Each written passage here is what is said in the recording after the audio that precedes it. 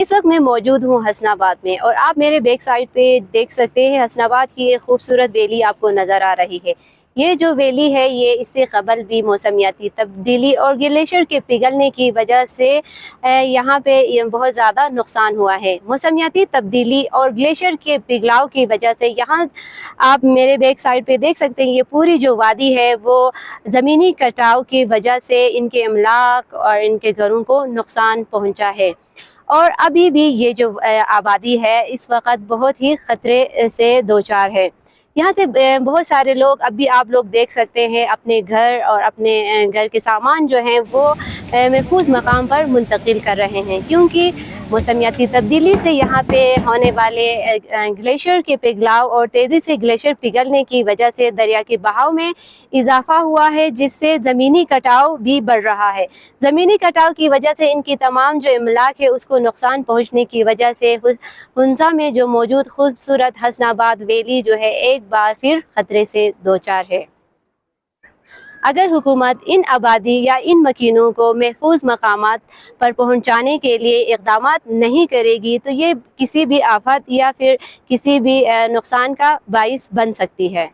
آپ دیکھ سکتے ہیں میرے عقب میں یہ فلڈ بہ رہا ہے۔ یہاں پہ پہلے 2019 سے جب یہ ایونٹ ہوا یہاں پہ تو اس وقت کے سرکار کے مطابق جو انتظامیہ تھی، جو ٹیکنیکل لوگ تھے، انہوں نے سائڈ وال بنائے ہیں، دیواریں بنائی ہیں، گیبن لگائے ہیں اور پروٹیکٹ وال جو ہے نا انہوں نے کوشش کی ہے۔ لیکن آپ دیکھ سکتے ہیں کہ یہ میرے عقب میں جو NHA کا جو دیوار بنایا تھا گورنمنٹ ان کا ڈلیو والوں کا، وہ بھی بہہ گیا کل کے ایونٹ میں۔ تو آپ اندازہ لگا سکتے ہیں کہ اس کی کتنی شدت ہے اس پانی کا، کہ یہاں پہ کوئی چیز جو ہے نا پائیدار نہیں ہے۔ ہم ظاہر ہے یہاں پہ ہمارے گھر ہیں، ہماری جو ہے نا کھیت کھلیان یہاں پہ ہے ہمارے، تو یعنی جتنی بھی جو ہے نا کوشش کی ہوئی ہے لیکن یہ سارا جو ہے نا بیکار ہو گیا ہے۔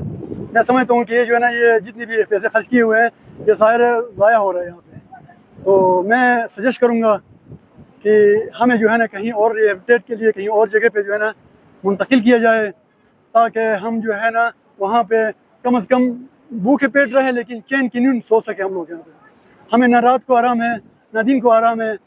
اس وقت جو ہے جو گاؤں کے جو چینلز ہیں وہ دن کو بناتے ہیں رات کو ٹوٹ جاتے ہیں، دن کو بناتے ہیں رات کو ٹوٹ جاتے ہیں، تو آخر ظاہر انسان کی ایک سکت ہوتی ہے، آدمی کتنی کام کر سکے۔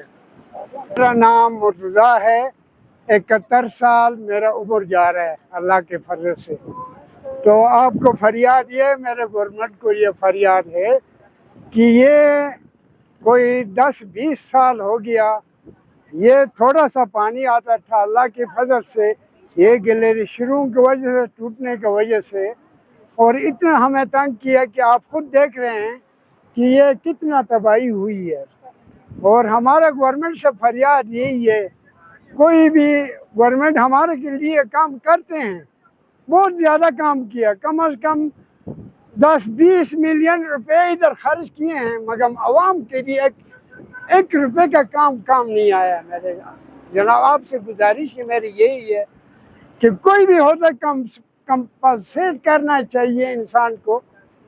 ایسا نہیں ہے، غریب عوام ہے، اب رات کو آپ خود سامنے نظر آ رہے ہیں، اب رات کو جب فلڈ آتی ہے تو ہم بچوں اور پوتوں کے ساتھ ایسا گھبراہٹ کے ساتھ باہر نکلتے ہیں۔ اس سے اللہ تعالیٰ دوسرا حکمرانوں سے میری عرض یہ ہے کہ ہمیں بچائے۔ اللہ تعالیٰ کی فضل و کرم سے NGOs بھی آئے، ادھر ادارے بھی آئے، مگر آپ خود اس نالے کا حالت جانتے ہو۔